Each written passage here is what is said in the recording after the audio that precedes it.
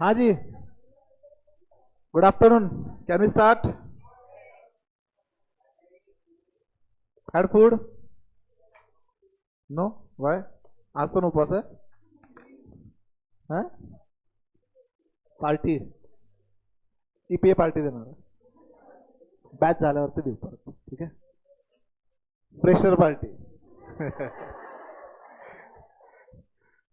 तुम्ही काय आता फ्रेशर नाही, तुम्ही ईपीएच्या जुने झालाय. बर डिस्काउंट देऊया तुम्हाला. ठीक है, चलो विल कंटिन्यू. सेक्शन 1 हमने पढ़ा था. Section 1 explain 3 things, short title, extent and commencement. Right. Section 2 में 225A डेफिनेशन ऑफ इंडिया पढ़ा था हमने. 3 पार्ट है. एक तो territory of India, second water में again 2 part, territorial waters, continental shelf, exclusive economic zone, and then seabed, subsoil below territorial waters, and third airspace above territory and territorial waters. right. तो definition वैसे याद रखने के लिए simple है, लेकिन obviously by heart करना नहीं. इसके ऊपर एज सच डायरेक्ट क्वेश्चन नहीं आएगा आपको. Okay, now will be starting with the important part, charging section. Section 4. Section 3 में टाइम बिंग पेंडिंग रख रहा हूं. Okay, charging section. अब चार्जिंग सेक्शन वैसे लेवी क्रिएट करता है. लेवी मतलब क्या? लाइबिलिटी क्रिएट करता है. सिंपल वर्ड्स में अगर ये चार्जिंग सेक्शन आपके ऊपर अप्लाई कर रहा है तो पूरा इनकम टैक्स एक्ट आपके ऊपर अप्लाई करेगा. And if this charging section is not applicable on you, then income tax act 1961 will not be applying on you. Right. तो ये चार्जिंग सेक्शन एक चार्ज क्रिएट कर रहा है कि आप पे इनकम टैक्स लगेगा या नहीं लगेगा. ओके, तो क्या दिया है देखिए. वैसे एक्चुअल सेक्शन में एक पैराग्राफ मैनर में दिया, मैंने उसको जस्ट पॉइंट वाइज डिवाइड किया हुआ है. Section 4 of Income Tax Act is a charging section that provides that tax shall be charged at the rates prescribed for the year by Annual Finance Act. The charge is on every person specified under Section 231. Tax is chargeable on total income earned during previous year and not assessment year, and it shall be levied in accordance with and subject to various provisions contained in the act. अगर ये पूरा charging section मैं simple part में लिखूं तो what it says कि जो total income आपने अर्न किया है, अब अर्न किया है किसने? पर्सन ने. अर्न कब किया है? In the previous year. तो उस पे ये जो टोटल इनकम है उस पे टैक्स लगेगा, which will be calculated at the rates given in the finance act, which will be relevant to assessment year. I will repeat. As a person आपने जो टोटल इनकम अर्न करा है in the previous year shall be chargeable to tax at the rates which will be given in the finance act relevant to assessment year. तो अब हमें ये जो charging section है उसको स्प्लिट करके एक एक पार्ट को डिस्कस करना है. And once we complete with this part, ये पूरा अपना चैप्टर खत्म. ओके, क्योंकि यहां पे पहले टोटल इनकम, अब टोटल इनकम क्या है हमने ऑलरेडी डिस्कस किया हुआ है. Right. Summation of all the heads of income, gross total income, उसमें से चैप्टर 6A डिडक्शन लेस करेंगे, आपका टैक्सेबल इनकम मिलेगा. राइट. पर्सन क्या है ये पहले समझना है. That is been given in section 231. Previous year क्या ये दिया हुआ है सेक्शन 3 में. देन असेसमेंट ईयर डिफाइन किया हुआ है सेक्शन 29 में. And then the most important part हमें रेट्स समझना है. Okay, this is the scope of this first chapter. Okay, तो एक एक करके अब हमें चर्चा करना है. टोटल इनकम पार्ट अपना हो चुका है. अब पर्सन क्या है हमें समझना. Okay, so person has been defined in section 231. क्या सबसेक्शन याद रखना है, सॉरी क्लॉज याद रखना है? Obviously not. एटलीस्ट इतना याद रख सकते हो कि डेफिनेशन दिए गए सारे सेक्शन 2 में. ओके, तो क्या दिया देखिए. पर्सन का डेफिनेशन, एसएससी का डेफिनेशन में टाइम बिंग पेंडिंग रख रहा हूं. Assessment also will be discussing later on, तो वहां पे डिस्कस करेंगे रेड क्या होता है, स्क्रूटिनी क्या होता है, वगैरह वगैरह. Okay, section 231 definition of person. बस ये 7 एलिमेंट्स दिए गए. पर्सन में कौन कौन इंक्लूड होगा? Individual, HUF, company, firm, association of person, body of individuals, whether incorporated or not, local authority and artificial judicial person. ये 7 लोग पर्सन. अब एक एक करके हमें समझना है कि इंडिविजुअल मतलब क्या, एचएफ मतलब क्या, कंपनी का डेफिनेशन क्या है, वगैरह वगैरह. But these 7 persons are included in the definition of person. तो पर्सन की डेफिनेशन जो है वो इंक्लूसिव है. अब देखिए इनकम टैक्स में जब भी हम डेफिनेशन रीड करेंगे तो definition either will start with the word includes, sometimes definition will start with the word means, and sometimes it will start with means and includes. अब इंक्लूड्स मीन्स जब भी government को एक डेफिनेशन एक wide open रखना है, मतलब exact specific meaning नहीं देना है. ओके, गवर्नमेंट पर्पसली यहां पे एक एम्बिग्विटी क्रिएट करके रख रहा है कि हियर एग्जैक्ट लिटरल मीनिंग हम नहीं देंगे, एक इंक्लूसिव लिस्ट देंगे. तो यहां पे क्या है, आगे जाके अगर कोई पर्सन की डेफिनेशन में नहीं भी आ रहा तो इसमें आगे जाके हम इंक्लूड कर सकते हैं. ओके, मीन्स जब भी वर्ड आएगा तो ये लिटरल स्पेसिफिक मीनिंग दिया जाएगा. ओके, यहां पे there is a scope of confusion कि वो पर्टिकुलर पर्सन की डेफिनेशन में आ रहा है या नहीं आ रहा. Okay, and whenever government wants to give a literal meaning as well as they want to give a list, तो it will be given as means and includes. Okay, तो जब भी मीन्स आएगा तो स्पेसिफिक मीनिंग निकल करके आएगा, and include जब होगा तो गवर्नमेंट ने पर्पसली ये डेफिनेशन वाइड ओपन रखा है, इसमें कुछ भी और ज्यादा एलिमेंट्स इंक्लूड हो सकते हैं. ओके, इसमें ज्यादा कंफ्यूजन या एम्बिग्विटी हो सकता है क्योंकि क्रिस्टल क्लियर डिफाइंड नहीं है, जस्ट एक लिस्ट दी गई है. तो पर्सन का डेफिनेशन इंक्लूड से स्टार्ट होता है. ओके, कौन 7 लोग इंक्लूड किया हुआ है पर्सन में? Individual, then HUF, company, partnership firm, and firm में ही एलएलपी दिया हुआ है, then local authority, artificial judicial person, sorry association of person और body of individuals, and 7th is artificial judicial person. Okay, देखिए पर्सन की definition में क्या कहीं सेंट्रल गवर्नमेंट वर्ड दिया हुआ है, स्टेट गवर्नमेंट वर्ड दिया हुआ है? नहीं. क्या इसका मतलब यह है कि सेंट्रल गवर्नमेंट या स्टेट गवर्नमेंट पे इनकम टैक्स एक्ट ही अब अप्लाई नहीं होगा? कैन वी से सो? क्योंकि क्या दिया है, देखिए चार्जिंग सेक्शन में क्या दिया हुआ है कि अगर आप पर्सन हो तो इनकम टैक्स एक्ट आप पे अप्लाई होगा, एंड पर्सन की डेफिनेशन में सेंट्रल गवर्नमेंट स्टेट गवर्नमेंट तो इंक्लूडेड है ही नहीं. तो कैन वी से central government and state government पे इनकम टैक्स एक्ट 1961 अप्लाई ही नहीं होगा? कैन आई से सो? Yes, I can say so. Central government and state government पे इनकम टैक्स एक्ट अप्लाई नहीं होता. अब central government income tax collect किस पे करेगा? अब सेंट्रल गवर्नमेंट का रेवेन्यू किस फॉर्म में होता है? टैक्स होता है, राइट? अब टैक्स से जो गवर्नमेंट पैसा कलेक्ट कर रहा है उसके ऊपर वापस टैक्स लगाएगा, एंड पे किसको करेगा? अगेन वापस अपने को ही पे करेगा, राइट? तो गवर्नमेंट ने सेंट्रल गवर्नमेंट या स्टेट गवर्नमेंट को एक्सक्लूड कर रखा है, मतलब वो पर्सन ही नहीं है. ओके, ये मैं पॉइंट क्यों हाईलाइट कर रहा हूं, क्योंकि आगे जाके जब हम जीएसटी देखेंगे तब अगेन पर्सन का डेफिनेशन देखना होगा, एंड वहां पे central government state government included है in the definition of person. मतलब क्या सेंट्रल गवर्नमेंट जीएसटी पे करेगा? यस, क्योंकि उस टाइम वो खुद के पॉकेट से पे नहीं कर रहा होता. सपोज सेंट्रल गवर्नमेंट ने आपको कोई सर्विस दी है, ठीक है, तो आपसे वो जीएसटी कलेक्ट करके खुद की ट्रेजरी में रखेगा. तो जीएसटी में पर्सन की डेफिनेशन में central government state government included है. इनकम टैक्स के पर्सन की डेफिनेशन में central government state government included नहीं. Have you understood? तो अब हमें एक एक करके चर्चा करना है, ये सारे 7 पर्सन्स, इसका मीनिंग क्या है.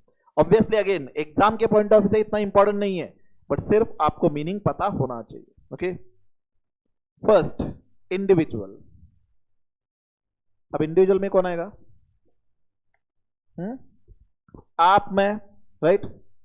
तो male female everyone will be coming over here, right? अब बताइए अगर कोई पर्सन माइनर है, यहां पे कोई है माइनर? नहीं ना? तो कोई पर्सन से लिंबू टिम्बू है, ठीक है, एज उसका 18 से नीचे है, तो क्या उसको इनकम टैक्स पे करना होगा? नहीं?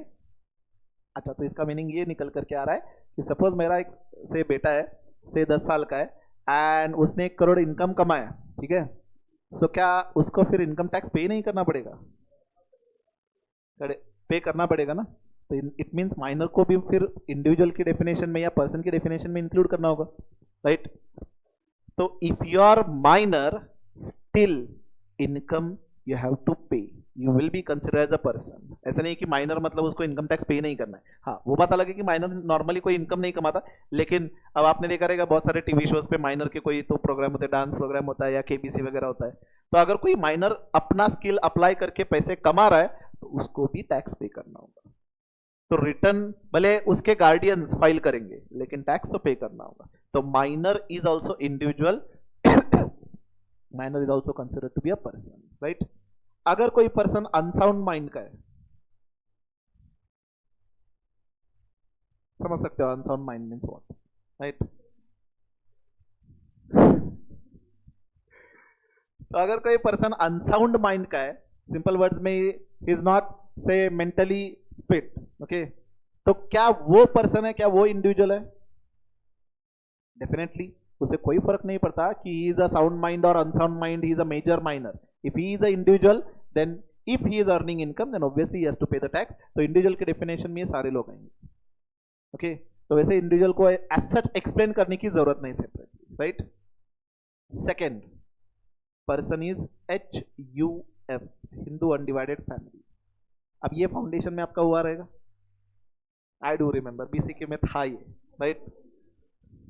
एंड उस टाइम इफ यू रिमेंबर तो हमने डिस्कस भी करा था कि ये HUF स्टार्ट क्यों करते हैं, उसका इनकम टैक्स का बैकग्राउंड भी डिस्कस करा था, राइट?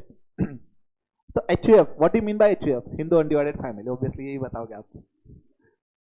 तो एज पर हिंदू लॉ अगर कोई फैमिली है एंड आपका फैमिली बिजनेस है तो आप एक सेपरेट एंटिटी रजिस्टर कर सकते हो जिसको हमने नाम दिया HUF, ओके? अब फैमिली के लिए ये नेसेसरी है कि मैरिज होना चाहिए, okay? Then only a family we can say is existed, okay? तो आपकी अभी तक शादी नहीं हुई तो you can be a member of your parents HUF, right? अगर आपको खुद की HUF बनानी है तो आज के रेट में खुद की HUF बना सकते हो क्या? नहीं, उसके लिए शादी करना पड़ेगा, ठीक है? तो यर suppose mister A and Mrs A, इन दोनों की शादी हो चुकी है, इनकी अब फैमिली है, तो क्या वो HUF एक सेपरेट एंटिटी रजिस्टर कर सकते हैं? Answer is yes, they separate entity register कर सकते हैं। क्या फायदा क्या होगा इससे? टैक्स बेनिफिट होगा। How tax benefit will be there?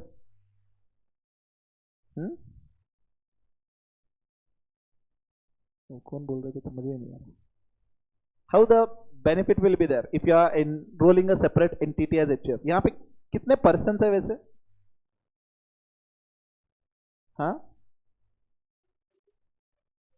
Okay, खरं mister A is earning his income, Mrs A is also earning his her income and might be there, उनका एक फैमिली बिजनेस भी है। तो अगर सेपरेटली रजिस्टर ना किया हो तो जो इनकम बन रहा था बिजनेस से वो आइदर मिस्टर ए या मिसेस ए भरेगा, राइट? अब सेपरेट अगर एंटिटी करी गई है तो अब 3 पर्सन है यहाँ पे, ये इंडिविजुअल है mister A, Mrs A individual है एंड HUF एक सेपरेट एंटिटी है। बेनिफिट क्या होगा कि मिस्टर ए को 2.5 लाख का बेनिफिट मिलेगा, फर्स्ट 2.5 लाख तक वैसे एग्जाम्पशन था, मिसेस ए को 2.5 लाख का बेनिफिट मिलेगा एंड HUF को भी 2.5 लाख का बेनिफिट मिलेगा, राइट? से फॉर एग्जांपल अगर आपका से इनकम है 10 लाख, ओके, तो what you can do is you can register एक separate entity as HUF, okay, and you can show 5 lakhs income as your income and 5 lakhs as HUF income, you will be getting the tax benefit, right? तो separate entity register करने से एक separate person create हो रहा है income tax के point of view से। तो जो इनकम टैक्स में बेनिफिट आपको मिल रहे थे 0 to 2.5 लाख तक नील या कंसेशनल रेट 5%, ये बेनिफिट अगेन ये सेपरेट पर्सन को भी मिलेगा। So it is advisable to have HUF। तो घर जाके अगर किसी का बिजनेस है पहले तो बिजनेस अगर हो तो चेक करो HUF है या नहीं है, अगर नहीं हो तो HUF होनी ही चाहिए, ठीक है? For example for me I am having 3 source of income, ठीक है? एक है अपना कोचिंग क्लास, एक है प्रैक्टिस एंड अनदर इज एक फाइनेंशियल कंसल्टेंसी फर्म है, ओके? बस 3 से। तो यहाँ पे कोचिंग क्लास जो है that I am showing in my name, practice से ऑब्वियसली मेरे नाम से ही इनकम जाएगा क्योंकि प्रैक्टिस तो HUF पार्ट नहीं हो सकता। एंड एक और जो मैंने कहा कि एक फाइनेंशियल कंसल्टेंसी फर्म है, उसका नाम भी लाइट इन्वेस्टमेंट ही है, ओके? तो वो मैंने रजिस्टर करा है एचएफ के नाम से। अब इससे बेनिफिट क्या होगा मुझे? सपोज कोचिंग क्लास से मैं 5 लाख कमा रहा हूं, प्रैक्टिस से 5 लाख कमा रहा हूं, एंड एचएफ से या से फाइनेंशियल कंसल्टन्सी से 5 लाख कमा रहा हूं, बस एवढंच. मंथली कुठलं एन्युअल इन्कम आहे हे तर, आणि इन्फ्लेटेड फिगर्स आहेत. अच्छा, यहां पे सपोज अगर मैंने एचएफ नहीं करा रहता तो पूरा का पूरा 15 लाख मेरे नाम से जाता, राइट? तो यहां पे 10 लाख के ऊपर जो 5 लाख वाला इनकम है उस पर 30% से टैक्स लगता है, यानी कि 1.50 लाख से ये 5 लाख पे ही टैक्स लगता है, एंड 10 लाख तक जो लगता है वो अलग. ठीक है, अब टैक्स कैलकुलेशन आपको इतना डिटेल में पता नहीं, बट फिर भी यहां पे आप समझ सकते हो कि अगर ये 15 लाख मेरे सिंगल नाम से मैंने रिटर्न फाइल किया रहता, I would have been getting 2.5 lakh का एक ही बेनिफिट. फर्स्ट 2.5 लाख पे एग्जम्पशन मिलता, बाकी का पूरा अमाउंट टैक्सेबल होता. But now I am showing 10 lakhs in my income and 5 lakhs as an HF income. अब ये एचएफ को 2.5 lakhs का बेनिफिट अलग मिलेगा, एंड ये 10 lakhs मेरा जो इनकम है उस पर 2.5 lakhs का बेनिफिट अलग मिलेगा, तो टोटल 5 लाख का बेनिफिट मिलेगा मुझे. Are you all getting? तो एज एन एडवाइस, जब भी आपके घर में अगर कोई बिजनेस हो तो मेक श्योर कि आपकी एक सेपरेट एक एचएफ होनी चाहिए, so that you can show some income into HF by registering a separate business. लेकिन कंडीशन क्या है कि फैमिली होनी चाहिए. ओके, तो इनकम टैक्स में ये बेनिफिट दिया हुआ है आपको कि आप separate HF as a legal entity. अब ऑब्वियसली लॉ की नजर से ये लीगल एंटिटी नहीं है, लेकिन इनकम टैक्स के पॉइंट ऑफ व्यू से सेपरेट पर्सन माना जाएगा. ओके, तो आईटी रिटर्न एचएफ का अलग जाएगा, इंडिविजुअल का अलग जाएगा. Have you understood? नाउ बाकी बेसिक पार्ट तो आपको ऑलरेडी पता है. Suppose mister A, Mrs A and इनका एक सन एंड डॉटर, ये एक फैमिली है. ओके, तो mister A, assuming that he is a head of family, तो इसको क्या कहेंगे? एचएफ में करता. Then Mrs A, sun, daughter, इनको क्या कहेंगे? को पार्टनर्स. बट मिसेस ए को हम मेंबर कहेंगे, and son and daughter will be called as co partners. What is the difference between co partners and member? Right, if you are being a part of HF by birth, then you will be called as co-partners. तो HF की जो property है उसका right को-पार्टनर्स के पास रहेगा, member के पास right नहीं रहता. Right, so as an equality, earlier क्या था कि वुमन को अपने हस्बैंड के एसेट में राइट था, पेरेंट्स के एसेट में राइट पहले नहीं था, but later on Hindu law amend किया गया considering the equality, and now son and daughter will be having equal rights in their father और mothers property. Okay, so because of this, अब obviously जब equality है तो डबल बेनिफिट भी नहीं होना चाहिए, नहीं तो शादी के बाद हस्बैंड के प्रॉपर्टी में भी राइट एंड फादर्स के भी प्रॉपर्टी में राइट. तो इसीलिए हिंदू लॉ में अमेंड किया गया कि डॉटर को अपने पेरेंट्स के एचएफ या प्रॉपर्टी में राइट होगा, हस्बैंड की प्रॉपर्टी में राइट नहीं होगा. Means she can not claim for partition. Okay, therefore she is called as member. And इसमें आपने ऑलरेडी स्टडी किया था, there are 2 schools of thought, Mitakshara and Dayabhaga. Dayabhaga in our country is followed only in 2 states, West Bengal and Assam. Rest all cases or all states Mitakshara we follow. So what is the difference in this? Basic difference. Again, foundation. हाँ नहीं, basically Mitakshara में क्या है कि whoever is say son daughter, they will be having a right in a property right from birth. Dayabhaga में the son or daughter, they can get a right in the property only after death of कर्ता. तो कर्ता के ऊपर जाने के बाद ये सन एंड डॉटर को प्रॉपर्टी में राइट मिलेगा, राइट फ्रॉम बर्थ प्रॉपर्टी में राइट नहीं मिलेगा. ओके, अपने यहाँ पे महाराष्ट्र में मिताक्षरा फॉलो होता है, मींस आपको आपके पेरेंट्स के प्रॉपर्टी में राइट फ्रॉम बर्थ राइट मिला है. तो आज आप घर जाके अपने मम्मी या पापा से कह सकते हो कि मुझे मेरे प्रॉपर्टी का बंटवारा चाहिए. Legally you can do so. लात मार के बाहर निकालेंगे वो बात अलग, लेकिन लीगली कर सकते हो. ठीक है, तो एचएफ कौन बना सकता है? हिंदू. अब इसमें जैन, सिख एंड पारसी ये आते हैं. मुस्लिम एंड क्रिश्चियन ये एचएफ नहीं बना सकते. मीन सपोज उनको जॉइंटली कोई बिजनेस करना है तो compulsory they have to register themself as partnership firm. Okay, they can not register, even भले फैमिली मेंबर्स हो, they have to register a partnership firm. Okay, have you understood? अब अपने लिए from the point of view income tax, simply you to remember individual separate है, HUF separate person consider करा हुआ है. Okay, can we proceed? Third type of person is company. Company को define किया हुआ है.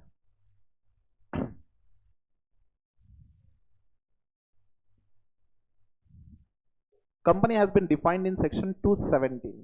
क्या दिया है देखिए company. Company means first Indian company has defined in 226 and any body corporate incorporated by or under any laws of a country outside India, that is foreign company. And 226 में again sorry, ये पहले Indian company को separately define किया हुआ है. Again इसमें domestic company, Indian company and foreign company, तीन categories आते हैं. तो देखिए क्या क्या दिया हुआ है. Domestic company defined in section 222A. It means a Indian company or any other company which in respect of its income liable to income tax has made a prescribed arrangement for declaration and payment of dividend including preference dividend within India payable out of such income. We'll discuss each point. पहले just read कर रहा हूँ. Indian company, two conditions should be satisfied so that the company can be regarded as Indian company. Company should have been formed and registered under any law relating to companies which is in force in India. And second, registered office or a principal office should be in India. And foreign company का definition बहुत simple है. It means any company which is not a domestic company. तो company में क्या क्या include किया हुआ है? First, Indian company. Indian company means that company which is registered under company act. तो भले वो कंपनी एक्ट 2013 हो या उससे पहले कंपनी एक्ट 1956 हुआ करता था, वो हो. तो कोई भी कंपनी एक्ट में अगर आपकी कंपनी रजिस्टर्ड है तो उसको हम इंडियन कंपनी कहेंगे. भले वो बाहर की कंपनी इंडिया में आकर के बिजनेस कर रही है. जैसे for example Amazon India limited या गूगल इंडिया प्राइवेट लिमिटेड है. अब ये बाहर की कंपनी है. These are the subsidiary companies of outside companies. लेकिन उन्होंने इंडिया में आकर के बिजनेस करने के लिए इंडियन कंपनीज एक्ट में रजिस्ट्रेशन करा हुआ है. तो इनको हम इंडियन कंपनी ही कहेंगे.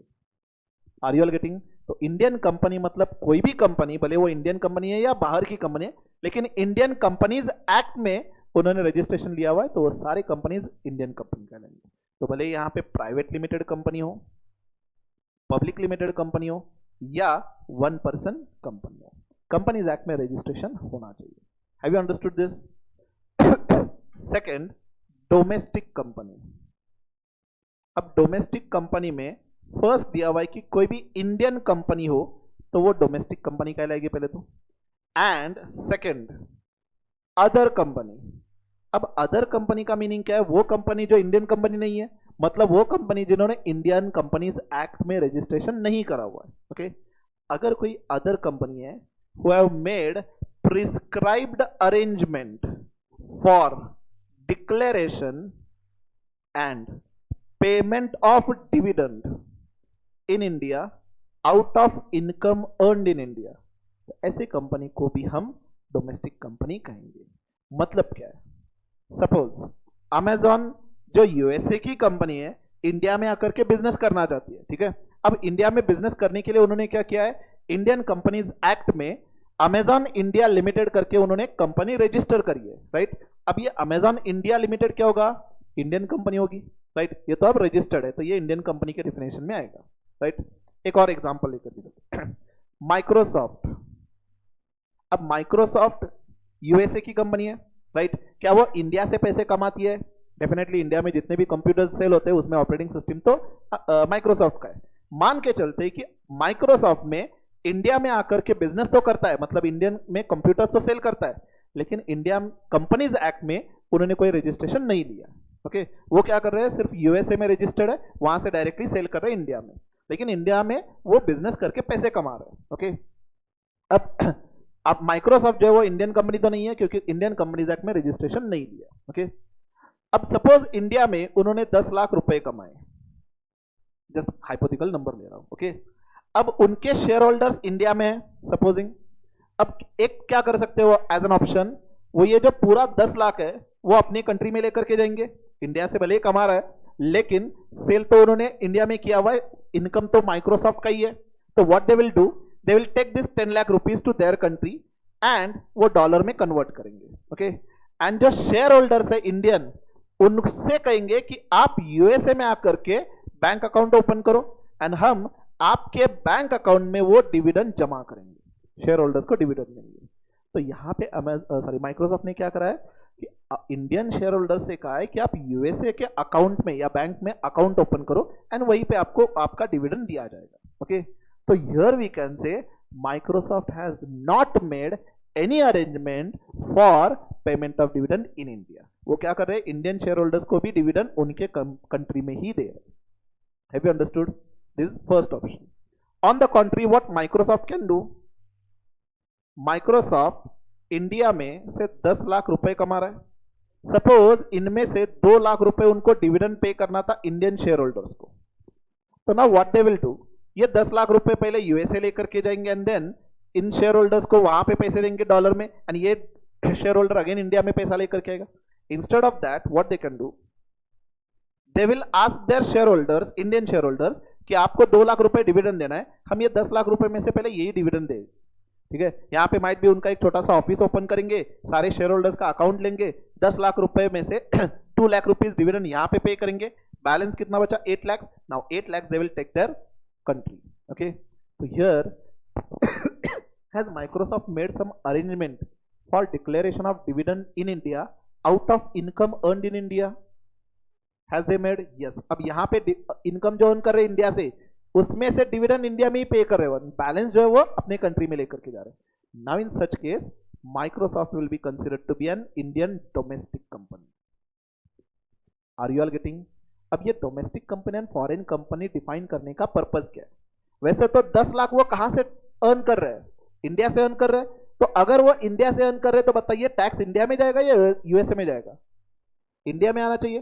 तो डोमेस्टिक कंपनी को ये 10 लाख पे टैक्स पे करना होगा इंडिया में। अब डोमेस्टिक मतलब से फॉर एग्जांपल वो अपनी कंपनी है, ओके, तो उनको टैक्स रेट लगाया गया 30%, okay, in some cases subject to some conditions 25%, in some cases 22% and further in some cases 15%.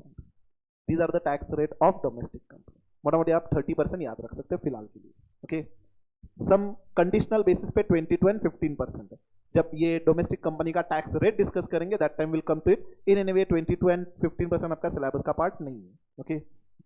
ये 30 एंड 25% ही है, लेकिन उसका बैकग्राउंड क्या समझेंगे बाद में। तो डोमेस्टिक कंपनी अगर हो तो 30% टैक्स लगाएंगे, okay. Suppose in this case Microsoft ने इंडिया से 10 लाख कमाया था एंड इंडिया में कोई प्रिस्क्राइब अरेंजमेंट नहीं करी थी उन्होंने, राइट? तो क्या अब ये माइक्रोसॉफ्ट डोमेस्टिक कंपनी होगी या फॉरेन कंपनी होगी? अब ये फॉरेन कंपनी होगी। अब बताइए फॉरेन कंपनी से गवर्नमेंट ज्यादा टैक्स कलेक्ट करेगा कम करेगा? ज्यादा कलेक्ट करेगा। तो फॉरेन कंपनी का टैक्स रेट है 40%, इनकम टैक्स रेट है 40%। क्या अभी भी माइक्रोसॉफ्ट को ये 10 लाख पे इंडिया में टैक्स पे करना होगा? यस, क्योंकि इंडिया से पैसे कमाए, लेकिन अब टैक्स पे करेंगे 40% से। Have you understood this? तो डोमेस्टिक कंपनी का मीनिंग क्या है? एक तो वो इंडियन कंपनी हो, मतलब इंडियन कंपनीज एक्ट में रजिस्टर्ड हो, तो वो इन एनी वे डोमेस्टिक कंपनी है। अगर कोई अदर कंपनी है, मतलब इंडिया के बाहर किसी कंट्री में उन्होंने कंपनीज एक्ट में रजिस्ट्रेशन करा है, इंडियन कंपनीज एक्ट में रजिस्ट्रेशन नहीं किया, लेकिन इंडिया से जो पैसे कमा रहे उसमें से डिविडेंड पे करने का, डिक्लेयर एंड पे करने का उन्होंने कोई अरेंजमेंट किया हुआ है, तो ऐसी कंपनी को भी हम डोमेस्टिक कंपनी मान के चलेंगे, ओके। एंड अगर कोई कंपनी इंडियन कंपनीज एक्ट में रजिस्टर्ड नहीं है, neither they have made any arrangement, तो ऐसी कंपनी को हम फॉरेन कंपनी कहेंगे। फॉरेन कंपनी को ज्यादा टैक्स पे करना होगा, 40% से टैक्स पे करना होगा। Have you understood now? Now in this context read this domestic company and foreign company definition again.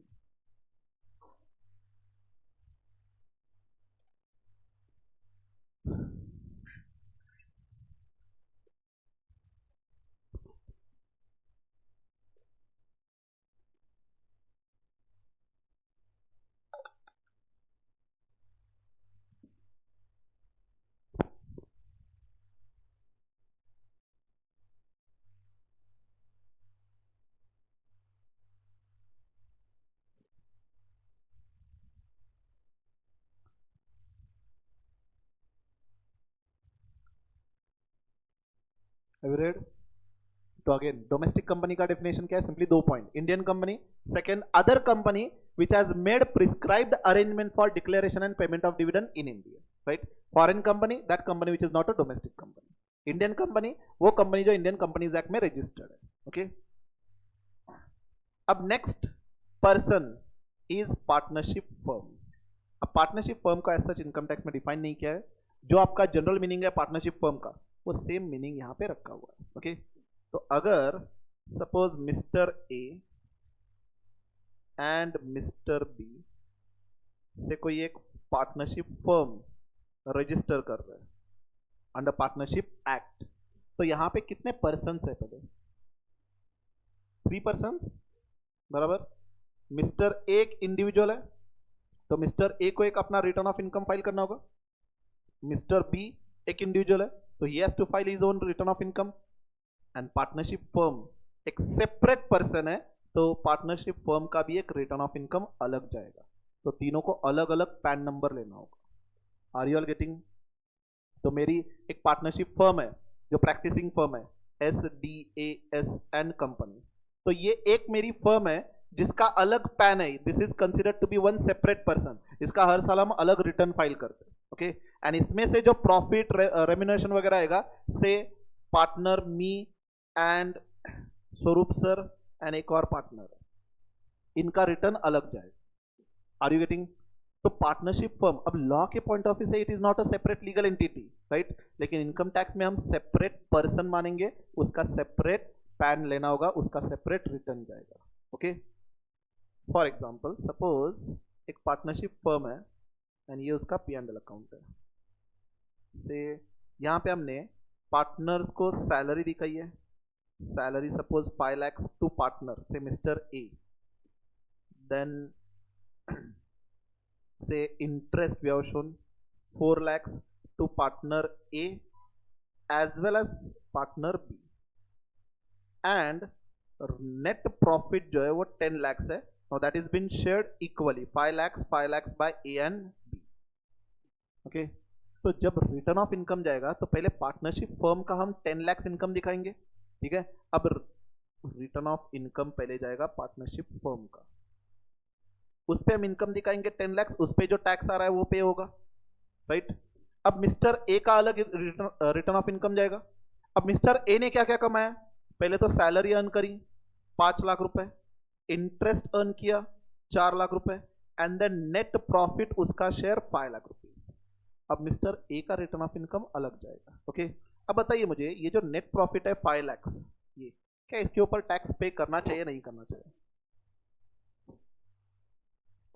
Can we से कि ये तो सिर्फ अप्रोप्रिएशन ऑफ प्रॉफिट है, जो ऑलरेडी 10 लाख पे हमने टैक्स पे किया पार्टनरशिप फर्म के नाम से, अब वो टैक्स पेड मनी डिस्ट्रीब्यूट किया जा रहा है बिटवीन द पार्टनर्स, राइट? तो ये 5 lakhs टैक्स पेड मनी है, hence it is exempted, okay? आगे जाके देखेंगे सेक्शन 10(2) में एग्जाम किया हुआ, ओके? तो पार्टनर्स के हैंड में जो प्रॉफिट शेयर आ रहा है वो क्या है? एग्जेम्प्टेड है। एंड ये सैलरी, अब सैलरी कौन से हेड में टैक्सेबल होगा? वैसे तो नॉर्मल सैलरी सैलरी हेड में टैक्सेबल होता है, लेकिन ये जो पार्टनरशिप फर्म है उससे ये पार्टनर जो सैलरी विड्रॉ कर रहे हैं, is it merely a salary या खुद डिसाइड कर रहे हैं? सैलरी मतलब क्या होता है? एक एम्प्लॉयर एज अ बॉस होता है, एन एम्प्लॉय, तो यहां पे क्या ये पार्टनर एम्प्लॉयर एंड एम्प्लॉय का रिलेशन होगा, या खुद के बिजनेस में से सिर्फ सैलरी के नाम से विड्रॉ कर रहे हैं? खुद के बिजनेस में से सिर्फ सैलरी के नाम से विड्रॉ कर रहे हैं। तो इनकम टैक्स ने कहा कि ये सैलरी एंड इंटरेस्ट दोनों टैक्सेबल होंगे एज पीजीबीपी होंगे, ओके? सिमिलरली मिस्टर बी का भी रिटर्न जाएगा, mister B will be also showing PGBP income as 5 lakhs and 4 lakhs, that is 9 lakhs, and ये 5 lakhs जो शेयर ऑफ प्रॉफिट है ये एग्जम्प्ट होगा। Have you all understood? Simply फिलहाल के लिए बस इतना समझिए कि पार्टनरशिप फर्म एक सेपरेट पर्सन है इनकम टैक्स के पॉइंट ऑफ व्यू से, ओके? एंड पार्टनरशिप फर्म के लिए कोई एग्जम्पशन नहीं है 2.5 lakhs वगैरह। पार्टनरशिप फर्म के लिए फ्लैट टैक्स रेट होता है 30%, रेट आगे जाके समझेंगे। तो अगर पार्टनरशिप फर्म 1 रुपए कमा रही है तो उसमें से 30 पैसे टैक्स जाएगा, उसके लिए कोई 2.5 lakhs का एग्जम्पशन नहीं होता। जो 2.5 lakhs का मैंने एग्जम्पशन बताया आपको, 0 to 2.5 lakhs आपको टैक्स पे नहीं करना है, ये सिर्फ इंडिविजुअल एचएफ के लिए, ओके? फर्दर एओपी बीओआई के लिए भी है, लेकिन पार्टनरशिप फर्म के लिए कोई नहीं है, कंपनी के लिए भी कुछ नहीं है, ओके? तो आएंगे रेट के ऊपर बाद में। फिलहाल पार्टनरशिप फर्म समझ में आ रहा है. And LLP is also covered in partnership firm. अब देखा जाए तो पार्टनरशिप फर्म एंड LLP में डिफरेंस है, आपको ऑलरेडी पता है. What is the difference in it? LLP एक सेपरेट लीगल एंटिटी है एंड यहां पे लिमिटेड लायबिलिटी है, राइट. लेकिन इनकम टैक्स के पॉइंट ऑफ व्यू से पार्टनरशिप फर्म और LLP I be considering one and the same thing, क्योंकि प्रोविजन जो है इनकम टैक्स के वो सेम मैनर में अप्लाई होते हैं. ओके, इसीलिए यहां पे पार्टनरशिप फर्म में दिया हुआ है कि इट इंक्लूड्स LLP. तो LLP as a separate person नहीं है, पार्टनरशिप फर्म और LLP both will be considered as a one person only. Okay, have you understood? And next person कौन था अभी? फिफ्थ ना अभी, एसोसिएशन ऑफ पर्सन और body of individuals. Association of person, name itself suggests persons are coming together to form an associate. Simple words में joint venture सुना रहेगा आपने. तो joint venture has to be registered as AOP, a separate person. एक situation create करते हैं. Suppose से मेरे पास एक लैंड है, वेकेंट लैंड है, लेकिन सपोज यहां पे कंस्ट्रक्शन करने के लिए मेरे पास कोई एक्सपीरियंस नहीं है, ठीक है. एंड से प्रथम की एक कंस्ट्रक्शन कंपनी है. अब suppose on this vacant land we are considering to start और construct one apartment and sell करेंगे. Okay, as a capital I will be introducing land, as a capital Pratham will be introducing the amount as a capital, and उसके ऊपर apartment construct करके sell करेंगे. Suppose apartment construct करके हमने cell करा हुआ है, टोटल प्रॉफिट अर्न करा 50 लाख रुपए. बस ठीक है, चलो 50 करोड़ रुपए ले लेते हैं, बस एवढे. 50 करोड़ सपोज हमने प्रॉफिट अर्न करा है. सवाल ये है कि 50 करोड़ टैक्सेबल किसके हैंड्स में होगा? ऑब्वियसली ये 50 करोड़ में से 25 करोड़ सपोज मैं ले रहा हूं एंड प्रथम ले रहा है 25 करोड़. तो should we tax this 25 crore in individual hands और we should consider this 50 crore earned by this joint venture? तो पहले इसके ऊपर टैक्स कलेक्ट किया जाएगा एंड टैक्स पे करने के बाद जो बैलेंस होगा वो डिस्ट्रीब्यूट किया जाएगा, which seems to be more correct. पहले ये 50 करोड़ पे टैक्स कलेक्ट करके डिस्ट्रीब्यूट किया जाए या पहले डिस्ट्रीब्यूट किया जाए एंड देन इंडिविजुअल पर्सन अपना अपना टैक्स पे करे, which seems to be correct. अगर पहले डिस्ट्रीब्यूट किया रहता तो यहां पे अननेसेसरी में 10 लोगों को ऐड करता एज अ मेंबर. क्यों? क्योंकि every person will be distributed and उनको अब टैक्स पे करना हो. ऑलरेडी हमने डिस्कस करा था कि एक ही इनकम में 4 लोगों को मैं अगर डिवाइड करके दिखा रहा हूं तो मेरा टैक्स लायबिलिटी कम आएगा, राइट. तो यहां पे लॉ ने कहा कि पहले ये जॉइंट वेंचर जो है इसको हम सेपरेट पर्सन मानेंगे as a AOP, association of person. इसका पैन अलग लेना होगा, ठीक है. तो इसका रिटर्न जाएगा जिसमें हम दिखाएंगे 50 crore as an income earn, उसका टैक्स जाएगा, उसके बाद बैलेंस सपोज 40 करोड़ रह रहा है, तो this will be splitted between this two persons. Are you getting? तो association of person, name itself suggest 2 or more persons are coming together forming an entity for one purpose. जब तक वो purpose चालू है वो एंटिटी है. Once the purpose is completed, suppose ये अब अपार्टमेंट कंप्लीट हो चुका है तो ये जॉइंट वेंचर हम लिक्विडेट करेंगे. Are you are getting? तो joint venture means we can simply here regard it as association of persons. 2 or more persons are coming together for one purpose. Have you understood? And यहाँ पे meaning word क्या दिया हुआ है? Person means here suppose one company, partnership firm and individual.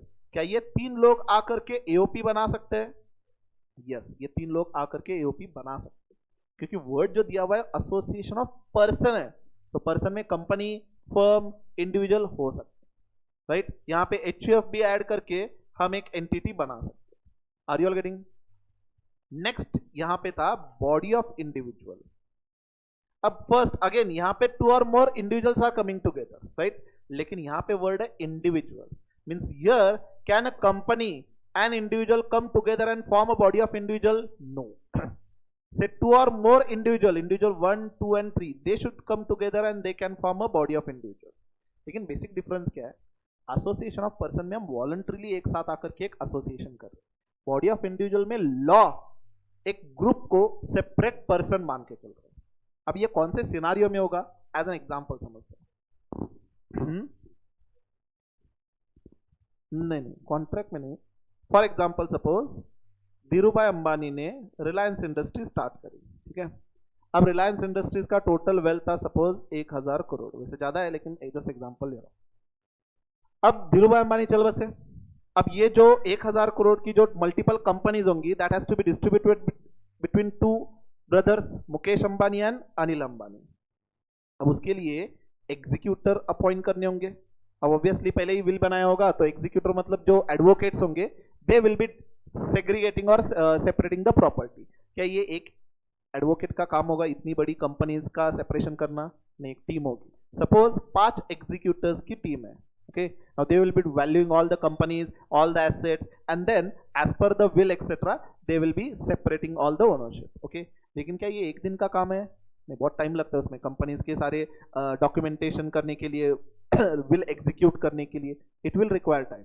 Suppose ये valuation वगैरह सब कुछ के लिए 1 साल निकल गया, okay. Now in this 1 year ये जो 1000 करोड़ था उस पे 100 करोड़ का इनकम जनरेट हुआ है। अब ये 100 करोड़ का इनकम किसके हैंड में टैक्सेबल होगा?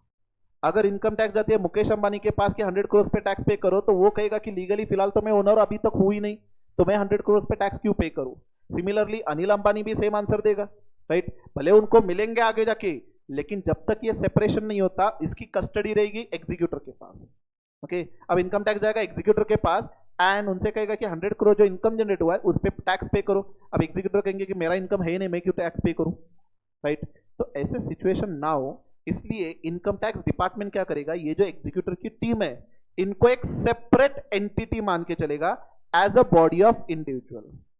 एंड ये बॉडी ऑफ इंडिविजुअल का जब तक ये सेपरेशन नहीं होता इनका लीगली, तो 100 करोड़ इनका इनकम मान के चलेंगे, इस पे टैक्स आएगा अभी। Are you all getting? तो body of individuals by law a separate entity create कर रही है। कौन कर रहा है? इनकम टैक्स डिपार्टमेंट यहां पे क्रिएट कर रहा है। Association of person, voluntarily people are coming together. Body of individual by law ये क्रिएट हो रही है। Can you understand the difference between the first and second now? ठीक है, तो body of individuals is more, 2 or more persons or individuals sorry are coming together by law and then income tax department or law is treating them as a separate entity. Have you understood this? And then बाकी का है legal, sorry, local authority. Local authority means अपनी Kolhapur municipal corporation. क्या Kolhapur municipal corporation है, कोई भी municipality हो, उनको टैक्स पे करना होगा। क्या वो पर्सन है? यस। ये गवर्नमेंट नहीं मानेंगे। गवर्नमेंट के डेफिनेशन में इनकम टैक्स में सिर्फ central government and state government आएगा, okay. Local authority is simply treated as government aided agency. ये पर्सन सेपरेटली ट्रीट किया जाएगा, उनको टैक्स पे करना होगा। ये बात अलग है कि उनको बहुत सारे एग्जाम्पशन दिए गए। तो अपनी कोल्हापुर म्युनिसिपल कॉर्पोरेशन, उनको भी रिटर्न ऑफ इनकम फाइल करना होगा। ये उन्होंने सेपरेटली पैन लिया रहेगा, ओके। अब रिटर्न में वो इनकम दिखाएंगे जो भी म्युनिसिपल टैक्सेस वगैरह कलेक्ट कर रहे हैं। हाँ, बहुत सारे एग्जाम्पशन देकर रखे क्योंकि है तो वो गवर्नमेंट की बॉडी है, ओके। लेकिन लोकल अथॉरिटी मतलब इसमें सब कुछ, या म्युनिसिपल कॉर्पोरेशन, ग्राम पंचायत वगैरह सब कुछ आएगा इसमें, okay. And last definition of person, artificial judicial person. तो आर्टिफिशियल जुडिशियल पर्सन में वो पहले 6 पर्सन की डेफिनेशन में अगर कोई नहीं आ रहा तो वो आर्टिफिशियल जुडिशियल पर्सन में कवर होगा। इसमें कौन कवर होगा देन? कंपनी तो कंपनी में आएगी ना। आपकी फेवरेट आईसी है, institute of chartered accountants of India. क्या वो इंडिविजुअल है? नहीं। क्या वो एचयूएफ है? नहीं। क्या वो कंपनी है? नहीं। क्या वो पार्टनरशिप फर्म है? नहीं। क्या वो एओपी बीओआई है? नहीं, ये सेपरेट बॉडी है। क्या वो लोकल अथॉरिटी है? नहीं। तो आर्टिफिशियल जुडिशियल पर्सन उसको कंसिडर किया जाएगा and then they have to submit a return as a artificial judicial person. तो अगर आईसी है तो ICSI, company secretary, then ICWA, और सारे रिलीजियस ट्रस्ट। अब महालक्ष्मी ट्रस्ट, जो सारे रिलीजियस ट्रस्ट होते हैं, क्या उनको भी रिटर्न फाइल करना होता है, टैक्स पे करना होता है? भले टैक्स पे नहीं करना होता, रिटर्न फाइल करना होता है। टैक्स पे करने के लिए कंडीशंस आते हैं, अगर वो कंडीशन सेटिस्फाई करते हो तो एग्जम्पशन है, अदरवाइज उनको भी टैक्स पे करना होता है, ओके। वो कंडीशंस पहले आपके सिलेबस का पार्ट हुआ करते थे, जो दिया हुआ है सेक्शन 11, 12, 13 में, लेकिन अब वो आपके सिलेबस से निकाल दिए गए, ओके। लेकिन सारे मंदिर, गुरुद्वारा, चर्च वगैरह जो है उनको भी रिटर्न फाइल करना होता है, ओके। तो सारे रिलीजियस ट्रस्ट, हाँ आपने कहा कोई बीसीसीआई कह रहा था, ये भी आर्टिफिशियल जुडिशियल पर्सन में ही आएगा। बार काउंसिल, एडवोकेट की जो काउंसिल होती है वो, उसको बार काउंसिल कहते हैं, ठीक है। So that is also coming under artificial judicial person. That's it, person का डेफिनेशन बस इतना ही है। तो अगेन आपको याद रखना है बस ये 7 पर्सन, कौन कौन? Everyone, individual, HF, company, firm, LLP, association of persons, body of individuals, local authority, artificial judicial person. These are the 7 person जिनको रिटर्न फाइल करना है, उनके ऊपर इनकम टैक्स एक्ट अप्लाई होता है। ओके चलो, नाउ हमें चार्जिंग सेक्शन को स्प्लिट किया था, ये पार्ट हमने कंप्लीट करा हुआ है। अब previous year and assessment year क्या है समझना है, और उसका डेफिनेशन बहुत इंटरेस्टिंग मैनर में दिया हुआ है लॉ में। ये देखिए, definition of previous year has been given in section 3 and assessment year has been given in section 2(9). Previous year क्या दिया, देखिए, previous year means a financial year immediately preceding to assessment year, यानी कि assessment year के पिछले वाला जो साल है उसको हम प्रीवियस ईयर कहेंगे। एंड असेसमेंट ईयर का डेफिनेशन देखिए, assessment year means a period of 12 months commencing from April to March and it is the year which is succeeding previous year। मतलब अगर कोई से असेसमेंट ईयर है तो उसका प्रीसीडिंग ईयर क्या होगा, प्रीवियस ईयर, एंड अगर ये प्रीवियस ईयर है तो उसका सक्सीडिंग ईयर होगा असेसमेंट ईयर। ये डेफिनेशन दिया हुआ है लॉ में। मीनिंग समझते कंसेप्चुअली। सपोज आपने आज मुझे फीस पे करी है, आज डेट क्या है वैसे, नहीं 16 Feb को, सपोज आज आपने फीस पे करी है, से फॉर एग्जांपल 50,000 आपने फीस पे किया हुआ है, इमेजिनरी नंबर ले रहा हूं, ठीक है। अब ये 50,000 सपोजिंग मेरा इनकम है, इस पे क्या मुझे इमीडिएटली कल जाकर के इनकम टैक्स डिपार्टमेंट में टैक्स पे करना होगा? नहीं, तो कब पे करना होगा? 50,000 इनकम तो है मेरा, टैक्स तो पे करना है, कब पे करना होगा? अब लॉ कहता है कि अगर आप एवरी इनकम पे अलग सा टैक्स पे करने जाओगे तो जो पर्सन इनकम कमा रहा है उसकी आधी जिंदगी तो टैक्स पे करने में ही जाएगी। तो व्हाट लॉ सेज कि पूरे साल में से 1 अप्रैल से लेकर के 31 मार्च तक आप क्या करो, बस इनकम अर्न करते रहो, उसका टैक्स इमीडिएटली पे करने की जरूरत नहीं है, आप सिर्फ इनकम अर्न करो। जैसे ये 31 मार्च कंप्लीट होगा, नेक्स्ट ईयर जो स्टार्ट होगा 1 अप्रैल से लेकर के नेक्स्ट 31 मार्च तक, इन दिस ईयर आपने जो पिछले साल में टोटल इनकम अर्न करा है वो पूरा कंप्यूट करो। ऑब्वियसली जब बिजनेस होगा तो आपको इनकम कंप्यूट करना होगा, P&L फाइनलाइज करने होंगे, कितना सेल्स से रेवेन्यू जनरेट किया हुआ है, कितने खर्चे किए हुए, एंड नेट प्रॉफिट फाइनलाइज करना होगा। ये इमीडिएटली नहीं होगा, अकाउंटिंग करने में ऑलमोस्ट 3-4 मंथ्स लगते हैं, ऑडिट करना होगा, वेरिफिकेशन करना होगा, and then books of accounts आपके फाइनलाइज होंगे। तो हियर व्हाट लॉ सेज कि एक पूरे साल में आप इनकम अर्न करो, नेक्स्ट ईयर में वो कंप्यूट करो, मतलब क्या करो, असेस करो आप कि कितना इनकम आपने अर्न करा है, एंड असेसमेंट करने के बाद उस पे जो टैक्स आ रहा है वो आप टैक्स पे करो। तो year in which you are earning income is called as previous year, and previous year में जो आप इनकम अर्न कर रहे हो उसका असेसमेंट कब होगा, नेक्स्ट ईयर में होगा, ठीक है। तो नेक्स्ट ईयर में जब आप असेस कर रहे हो, सिंपल वर्ड्स में कंप्यूट कर रहे हो आपका इनकम एंड टैक्स, तो this year is called as assessment year. Okay, तो एवरी ईयर आप इनकम अर्न करो, उसका टैक्स कंप्यूट एंड कब पे करोगे, नेक्स्ट ईयर में पे करोगे। ओके, तो अपने लिए 1 अप्रैल 23 से लेकर के 31 मार्च 24 ये आपका प्रीवियस ईयर है, रिलेवेंट। ओके, अब इस प्रीवियस ईयर में जो इनकम अर्न करा हुआ है उसका असेसमेंट कब होगा, 1 अप्रैल 24 टिल 31 मार्च 25। तो यहां पे असेसमेंट होगा, तो इसको हम कहेंगे असेसमेंट ईयर। ओके, तो प्रीवियस ईयर 23-24 के लिए असेसमेंट ईयर क्या होगा, 24-25। Have you understood? वैसे ही उससे पहले वाला ईयर से 22-23, अब 22-23 प्रीवियस ईयर माने तो उसका असेसमेंट ईयर क्या होगा? Assessment year 23-24. So every year will be the previous year and it will be assessment year for earlier years. Are you all getting? Conceptually याद रखिए, the year in which you are earning income उसको previous year कहेंगे and उसका next year जो है succeeding year उसमें assessment year कहेंगे. Sorry, उसमें assessment करेंगे तो उसको हम assessment year कहेंगे. Have you understood? तो फाइनेंस एक्ट 23 में जो अमेंडमेंट्स हुए थे that was applicable for previous year 23-24, that is assessment year 24-25. तो आपके एग्जाम के लिए जो सारे प्रॉब्लम्स होंगे वो प्रीवियस ईयर 23-24 के लिए होंगे. ओके, गलती से फेल होते हो, नेक्स्ट May 25 में आपका प्रीवियस ईयर चेंज होगा, 24-25 होगा, दैट इज असेसमेंट ईयर 25-26 होगा. Are you all getting? Fail की बात ही ना किया तो बेटर है.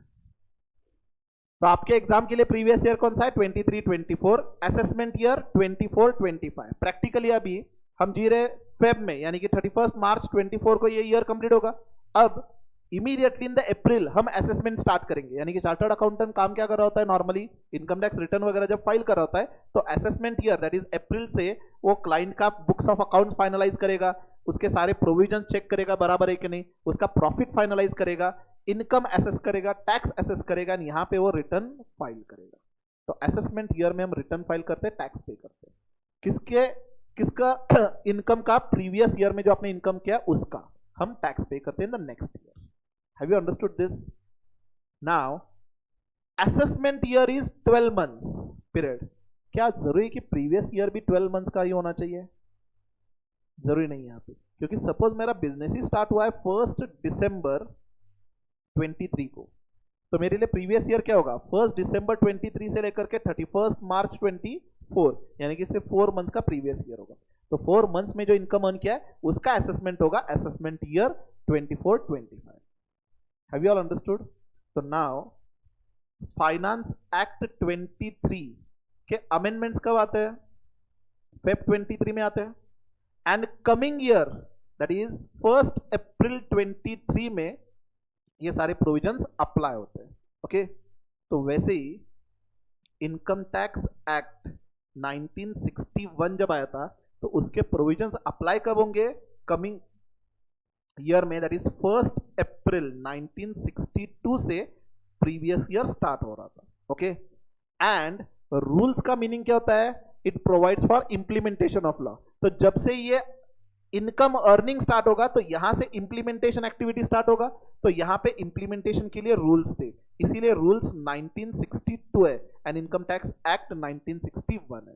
ओके, क्योंकि आपकी एक्ट की एप्लीकेबिलिटी स्टार्ट हो रही थी 1 अप्रैल 1962 से, तो इंप्लीमेंटेशन भी 1962 से स्टार्ट हो रहा था, इसीलिए इनकम टैक्स रूल्स 1962 है, इनकम टैक्स एक्ट 1961 है.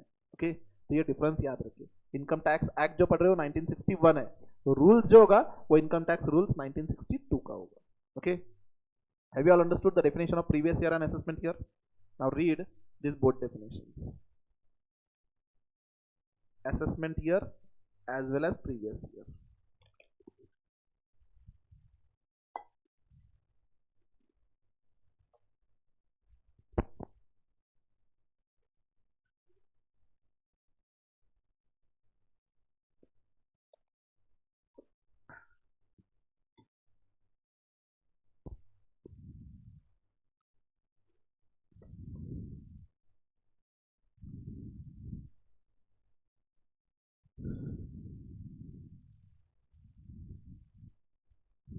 Have you all read?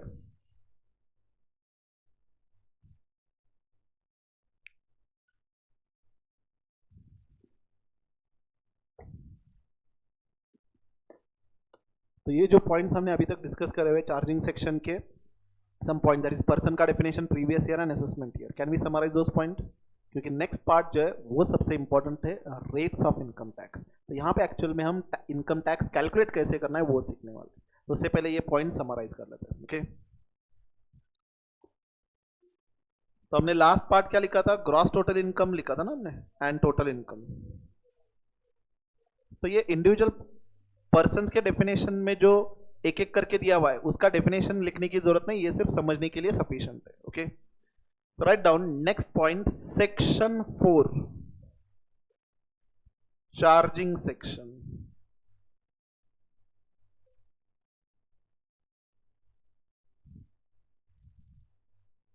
Write down in this, total income earned by person। Total income को अंडरलाइन करो, पर्सन को अंडरलाइन करो।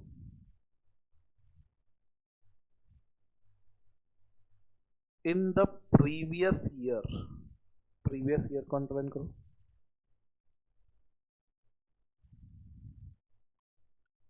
shall be taxable at rates, rates को अंडरलाइन करो, given in finance act relevant to assessment year। तो total income हमने already लिखा हुआ है, पर्सन हमें लिखना है, previous year, assessment year, finance act and rates is the part of discussion, right. Next, person, person has been defined in section 231। यहाँ पे देखिए, person includes individual, HUF, company,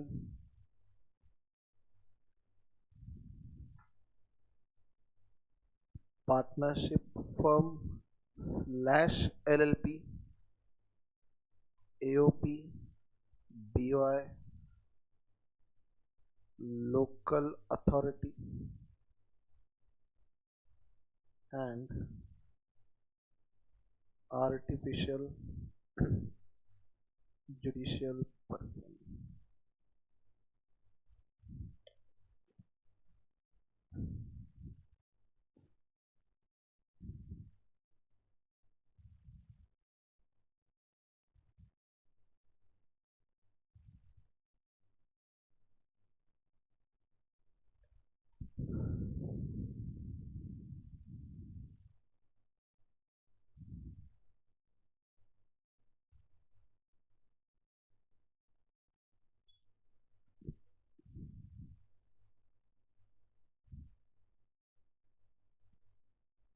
Have you written definition of person? Right.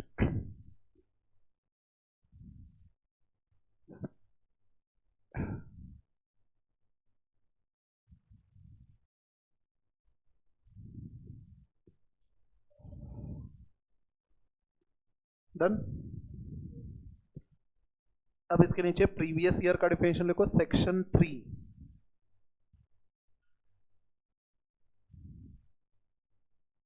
पहले तो concept लिखिए, it is financial year,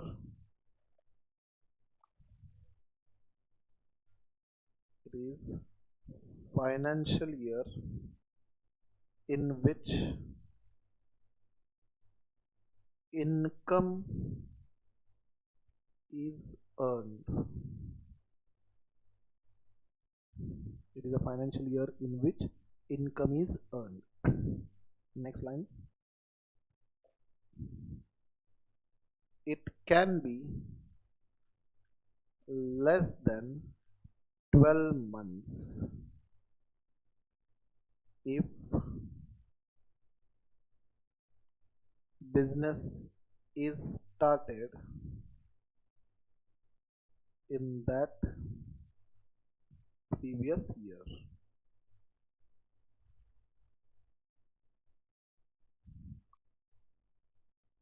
business हो, कोई भी commercial activity, suppose आपने जॉब स्टार्ट करा हुआ है से in the month of December, तो आपके लिए प्रीवियस ईयर होगा दिसंबर से लेकर के मार्च तक। And then next, assessment year, section 2(9). वैसे एक ही डेफिनेशन है प्रीवियस ईयर का जो इसके लिए अलग सा सेक्शन दिया हुआ है, section 3. Otherwise mostly all definitions are been given in section 2 only. Okay, assessment year, write down, it is financial year in which computation / assessment of income. It is a financial year in which computation / assessment of income earned in previous year is made. तो computation और assessment कर रहे हैं हम in assessment year. It is succeeding to previous year and it is period of 12 months starting from 1st April till 31st March.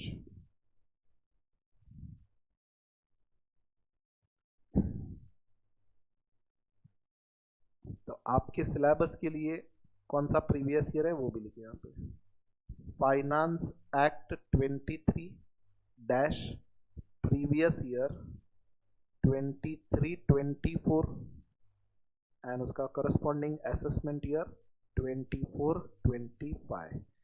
This year are applicable for May 24 और November 24 exam.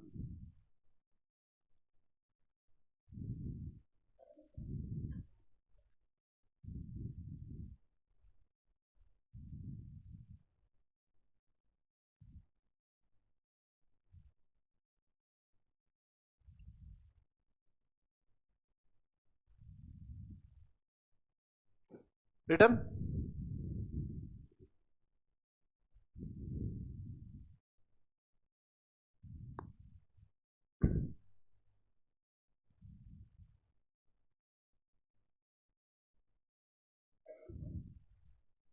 Now done?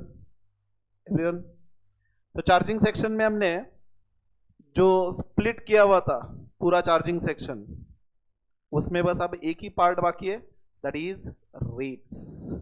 तो हमें rate discuss करना है and यहां से आगे बहुत important part start होगा, क्योंकि almost for several next lectures we are going to discuss the rates and we are going to see the calculation of income tax. Okay, but let me give you a brief idea of the rates. Can we discuss? Are you all awake? हाथा जरा सा झोपला असला तर उठा. अब देखिए, फिलहाल तो हम रेट डिस्कस कर रहे हैं इंडिविजुअल का, ठीक है. अब देखिए, सिंपल सा इनकम टैक्स रेट का क्राइटेरिया था कि अगर आपका इनकम 0 to 2.5 लाख है तो नील, देन 2.5 लाख के ऊपर है इनकम 5 लाख तक तो 5%, 5 लाख के ऊपर है 10 लाख तक तो 20% एंड 10 लाख के ऊपर अगर इनकम जा रहा है तो 30%. ये सिंपल सा हुआ करता था. अब ये इनकम पहले कैलकुलेट करना होगा. अब जब आप इनकम कैलकुलेट करोगे तो आपको बहुत सारे एग्जम्पशंस मिला करते थे, राइट. फॉर एग्जांपल सैलरी में बहुत सारे एग्जम्पशंस है कि अगर मैं सैलरी अर्न कर रहा हूं, से बेसिक सैलरी है 10 लाख, उसमें से एग्जम्पशन जाएंगे 2 लाख एंड मेरी टैक्सेबल सैलरी बनेगी 8 लाख. सिमिलरली बहुत सारे डिडक्शंस भी मिलते थे, राइट. अब डिडक्शन में 2 पार्ट ऑफ डिडक्शन होता है, एक हेड वाइज डिडक्शन एंड एक जनरल डिडक्शन. मतलब सैलरी इनकम जब आप कंप्यूट करोगे तो सैलरी के अलग अलग डिडक्शंस है. ओके, जैसे मैं प्रोफेशन टैक्स करके टैक्स पे करता हूं तो उसके लिए मुझे अलग सा डिडक्शन मिलेगा. अगर मेरा इनकम हाउस प्रॉपर्टी में टैक्सेबल हो रहा है तो हाउस प्रॉपर्टी में अलग अलग डिडक्शंस है. तो हेड वाइज डिडक्शंस अलग, there are different. And if you remember chapter 6A में बहुत सारे डिडक्शंस दिए गए. Okay, what I want to say is कि जब मुझे टैक्स कैलकुलेट करना है, पहले इनकम कैलकुलेट करना होगा. इनकम मैं कैलकुलेट करूंगा by taking the benefit of exemption and I will be taking the benefit of deductions. And number of exemptions are there and number of deductions are there. बहुत बड़ी list है exemption की and deduction की. ये सारे deduction less करके, exemption less करके मेरा फाइनल इनकम आएगा, एंड ये इनकम पे इस मैनर में टैक्स कैलकुलेट होगा। ओके, ये सिंपल सा क्राइटेरिया था। बट देन निर्मला दीदी को लगा कि ये इतना सिंपल इनकम टैक्स रख करके कैसे चलेगा, आइए इसको थोड़ा सा कॉम्प्लिकेट करते हैं। ओके, अब उन्होंने क्या किया, एक न्यू टैक्स रेजिम स्टार्ट करी। ओके, इसको हम कहेंगे से normal tax regime, normal tax regime. Okay, and एक न्यू रेजिम स्टार्ट किया गया अंडर वन सेक्शन 115 BSC। इस एक सेक्शन की वजह से आपका income tax all together change हुआ। मींस आपका जो सब्जेक्ट क्राइटेरिया है that also became much more difficult. And जब ये सेक्शन लाया गया था तो वी वर नॉट एक्सपेक्टिंग कि इंटर के सिलेबस में ये सेक्शन आईसीआई लेकर के आएगा, लेकिन आईसीआई ने ये सेक्शन आपके सिलेबस में इंट्रोड्यूस किया है। इसका इंप्लीकेशन समझिए क्या है। अब देखिए प्रॉब्लम क्या होता है समझिए, वैसे ये सेक्शन अच्छा था लेकिन बहुत ज्यादा कॉम्प्लिकेट हुआ है उसकी वजह से। ओके, सपोज अपना एसएससी है प्रथम, ठीक है, उसने 10 लाख रुपए अर्न करा है सैलरी से। ओके, अब उसको बहुत सारे एग्जम्पशंस मिल रहे हैं सैलरी में, वैसे बहुत सारे एग्जम्पशंस है। ओके, सपोज उसको 2 लाख का एग्जम्पशन मिल रहा है। उसने लाइफ इंश्योरेंस पॉलिसी ले रखी है, हाउसिंग लोन का वो प्रिंसिपल रीपेमेंट कर रहा है, तो उसको डिडक्शन भी बहुत सारे मिल रहे हैं। ओके, तो 2 लाख रुपए का उसको डिडक्शन मिल रहा है एंड उसका टोटल इनकम बन रहा है 6 लाख। अब 6 लाख पे वो टैक्स भरेगा, राइट, इस मैनर में, ये जो स्लैब्स दिएगा ना इस मैनर में वो टैक्स पे करेगा, राइट। दूसरा एसएससी है ओम। सपोज उसने भी 10 लाख इनकम अर्न करा है, लेकिन उसने जो इनकम अर्न करा है बिजनेस से अर्न करा हुआ है, नेट प्रॉफिट उसका बिजनेस का है। ओके, अब बिजनेस में ज्यादा एग्जम्पशंस नहीं है तो उसको कोई एग्जम्पशन का बेनिफिट नहीं मिला, उसको कोई डिडक्शन का भी बेनिफिट नहीं मिला। सॉरी, उसने LIC प्रीमियम, हाउसिंग लोन वगैरह कुछ लिया नहीं था। अब उसको 10 लाख पे टैक्स पे करना होगा। दोनों का वैसे इनकम सेम ही है, राइट। जस्ट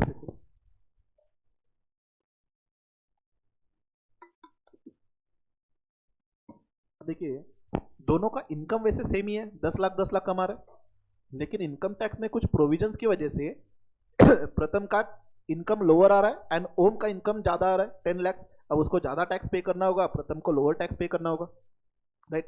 अब ओम कह रहा है कि मुझे एग्जम्पशन का बेनिफिट नहीं मिला क्योंकि आपके इनकम टैक्स में ही सॉरी आपके इनकम टैक्स प्रोविजन में ही कोई बेनिफिट दिया नहीं है बिजनेस में। अब उसमें ओम की क्या गलती है, राइट। तो ऐसे एसएससी के साथ इनजस्टिस हो रहा है, राइट। उसको कोई एग्जम्पशन या बेनिफिट नहीं मिला क्योंकि वो बिजनेस कर रहा है, तो in such case he will be landing up paying higher tax. तो ऐसे लोगों के लिए गवर्नमेंट ने एक सेपरेट स्कीम लेकर के concessional tax rate regime. Government ने कहा कि हम आपको एक अलग टैक्स रेट देंगे, ठीक है, जो कंसेशनल होगा। अब यहां पे देखिए 0 to 2.5 लाख नील था, तो 0 to 3 लाख यहां पे नील होगा। 2.5 लाख से लेकर के 5 लाख तक 5% था, यहां पे 3 लाख से लेकर के 6 लाख तक 5% होगा। उसके बाद डायरेक्टली 20% था, यहां पे 6 लाख से लेकर के 9 लाख तक सिर्फ 10% टैक्स पे करना है। 9 लाख से 12 लाख तक सिर्फ 15% से टैक्स पे करना है। देन 12 लाख से लेकर के 15 लाख तक सिर्फ 20%, एंड 15 लाख के ऊपर अगर आपका इनकम जा रहा है तो 30%। तो कैन वी कंपेयर एंड से कि यहां पे आपको कंसेशन दिया हुआ है 5%, 10%, 15, 20। अगर मेरा इनकम 10 लाख है, यहां पे कितना टैक्स जाएगा। अब आपको टैक्स वैसे कैलकुलेट करना नहीं आता, रहने दो, डिटेल में समझेंगे अभी। लेकिन एक तो आप देख सकते हो कि यहां पे देखिए 20% है, यहां पे 20% कब है, 15 लाख तक जब इनकम जा रहा है। तो कैन वी सी कि यहां पे कंसेशन मिल रहा है। गवर्नमेंट ने कहा कि आपको अगर ये कंसेशन लेना है तो जो एग्जम्पशंस और डिडक्शन जो आपको मिल रहे थे वैसे वो आपको अब नहीं मिलेगी। कि अगर आप कोई एग्जम्पशन या डिडक्शन के लिए एलिजिबल भी हो तो यहां पे आपको एग्जम्पशन डिडक्शन नहीं मिलेगी। Are you getting? एंड ये ऑप्शन रख के अभी आपके सामने। तो अगर मुझे रिटर्न फाइल करना है तो मुझे क्या करना होगा, एग्जम्पशन एंड डिडक्शन का बेनिफिट लेकर के यहां पे कितना टैक्स आ रहा है वो कैलकुलेट करना होगा, and exemption and deduction cancel करके by taking this concessional tax rate, कितना टैक्स आ रहा है वो कैलकुलेट करना होगा, and then I have to compare कि लोअर टैक्स कहां पे आ रहा है, and then I have to file the return. Practically for every client we are doing both this things. अब ये सॉफ्टवेयर करता है वो बात अलग है। सॉफ्टवेयर में अगर आप डेटा एंट्री करोगे तो सॉफ्टवेयर दोनों कंपेयर करके बताएगा कि टैक्स लोअर कहां पे आ रहा है, लेकिन आपको तो एक्चुअल में खुद से करना होगा। तो एग्जाम में वैसे आईएसए ने एक सिंपल काम क्या किया हुआ है, एक ही क्वेश्चन आएगा जहां पे ये दोनों कैलकुलेट करने के लिए पूछेंगे, लेकिन इससे कैलकुलेशन पूरा चेंज होता है। क्यों? क्योंकि पहले आपको ये एग्जम्पशन डिडक्शन का बेनिफिट लेकर के पूरा इनकम कंप्यूट करना होगा, देन टैक्स कैलकुलेट करना होगा by applying that rate. And second scenario में एग्जम्पशंस एंड डिडक्शन जो पहले मिलते थे वो छोड़ करके अगेन इनकम कैलकुलेट करना होगा, एंड देन उस स्लैब रेट के हिसाब से ये जो रेट्स दिया है उसके हिसाब से टैक्स कैलकुलेट करना होगा। ओके, अब एग्जम्पशंस एंड डिडक्शंस की लिस्ट दे रखी है उन्होंने कि कौन से एग्जम्पशन डिडक्शन यहां पे नहीं मिलेंगे एंड कौन से मिलेंगे। आपको जस्ट मैं दिखा दूं,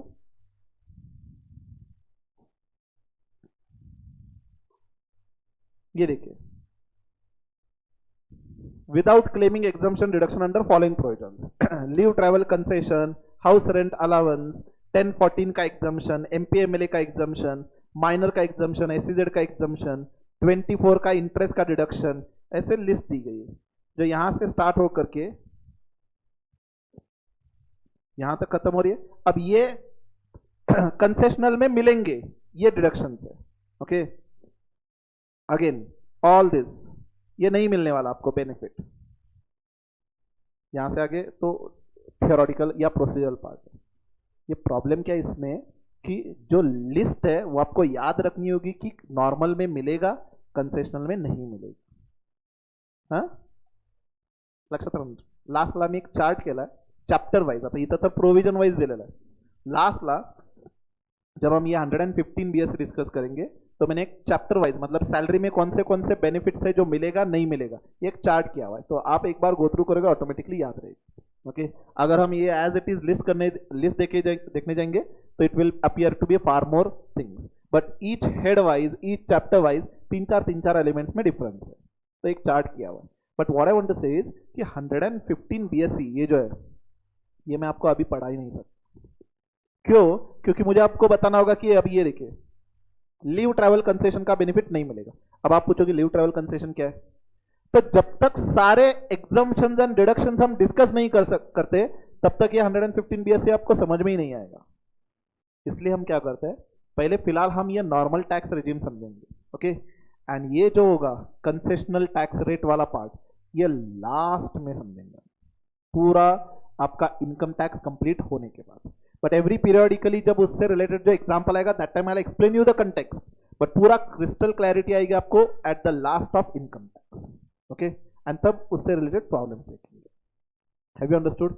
इनकम टैक्स ऐसा सब्जेक्ट है कि इमीडिएटली इन द 1 और 2 डेज आपको कोई ग्रेविटी नहीं आएगी, but as and how we discuss further आपको समझ में आएगा। ओके, एंड अब अर्लियर क्या था ये जो नॉर्मल सिस्टम था ये डिफॉल्ट टैक्स सिस्टम था, मतलब अगर मैंने कोई ऑप्शन ऑफ नहीं किया तो नॉर्मल से हमें कैलकुलेट करना था।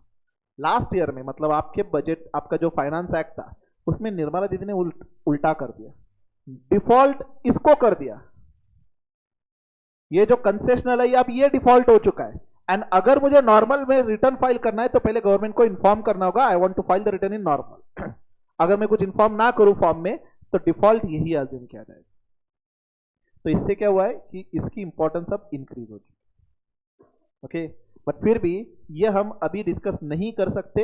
At every periodical I will be telling you कि 115 बीएससी में ये डिफरेंट रहेगा ये सेम रहेगा, बट फिलहाल के लिए आपको ये समझ में आएगा सिनेरियो 2 है जिसमें एक पार्ट है नॉर्मल इनकम टैक्स जिसमें आपको सारे बेनिफिट्स मिलेंगे, एंड दूसरा पार्ट है कंसेशनल टैक्स रेट जो दिया हुआ है सेक्शन 115 बीएससी में। यहां पे एग्जम्पशन डिडक्शन नहीं मिलेगा लेकिन कंसेशनल टैक्स रेट अप्लाई होगा।